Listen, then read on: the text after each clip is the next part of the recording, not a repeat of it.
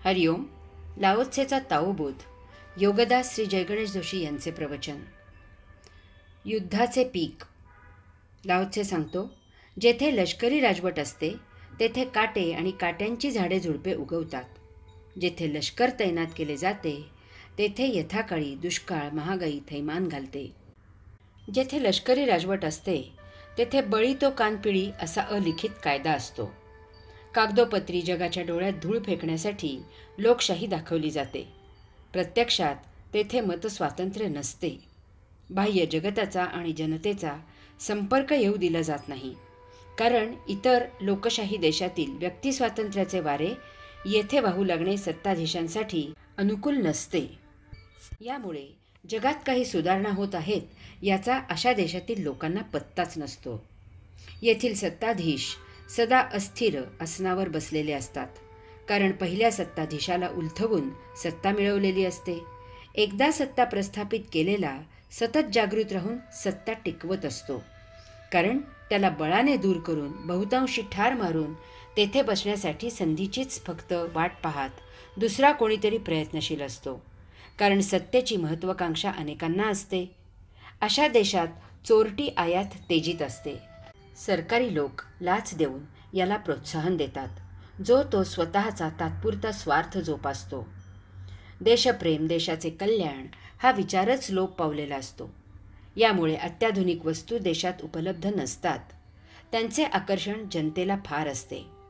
Imported वस्तू वापरणे हे मोठेपणाचे लक्षण समजले जाते. याचा अहंकार जोपासला जातो.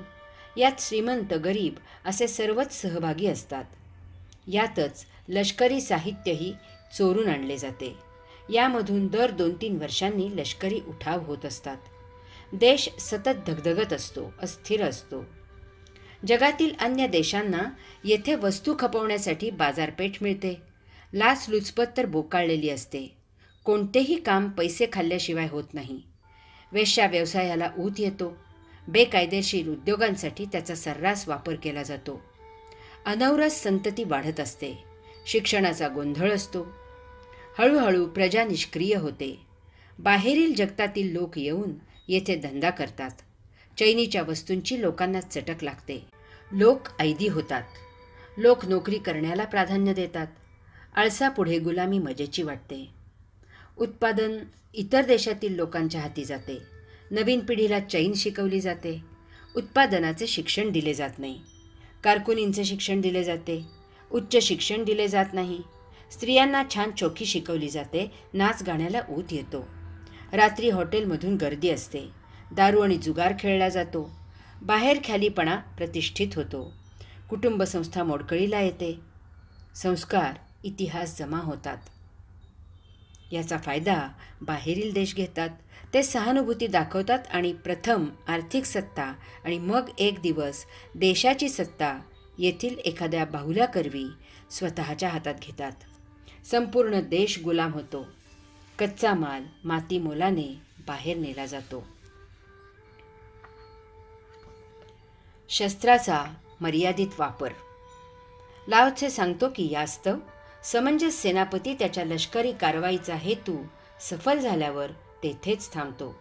तो कधीही लष्कराच्या जोरावर विसंबून राहत नाही. तो त्याचा हेतू सफल झाला तरी त्याची प्रतिष्ठा करत नाही. तो त्याचा हेतू सफल झाला तरी त्याची बढाई मारत नाही. आणि तो त्याचा हेतू सफल झाला तरी त्याचा गर्व करत नाही.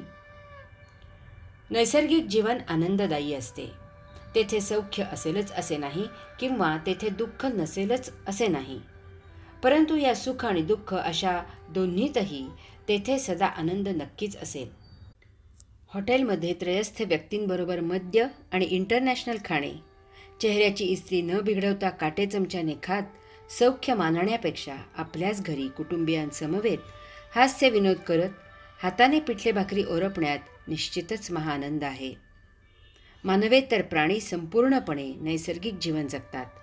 ते शेती करत नाहीत, औषधे तयार करत नाहीत की कारखाने चालवत नाहीत. निसर्गतः जन्म घेतात, निसर्गतः मृत होतात. जे जसे योगेश्वरांनी दिले आहे त्यात ते छान जगतात. माकडिणीला कधी माकड व्हावे असे डोहाळे लागत नाहीत, की माकड कधी माकडिणीसारखे वागत नाही.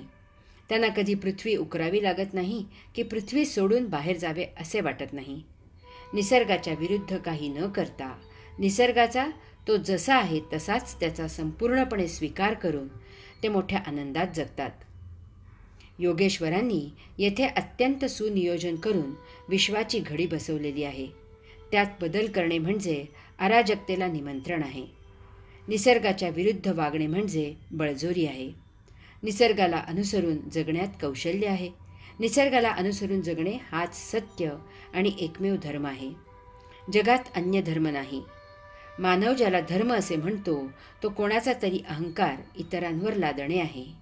ती बळजोरी आहे. बळजोरी अधिपत्यामधून निर्माण होते. तेथे आनंद समाधान नसते. तेथे मालकी हक्क प्रस्थापित करण्याचा प्रयत्न असतो. जे विरोध करतील त्यांची हिंसा केली जाते. हिंसेने कोणी राज्य करू शकत नाही. यथाकाळी हिंसा करणाऱ्याला रसातळाला जावेच लागते. जगात आजपर्यंत ज्यांनी बळजोरी केली ते सर्वच्या सर्व अयशस्वी झाले.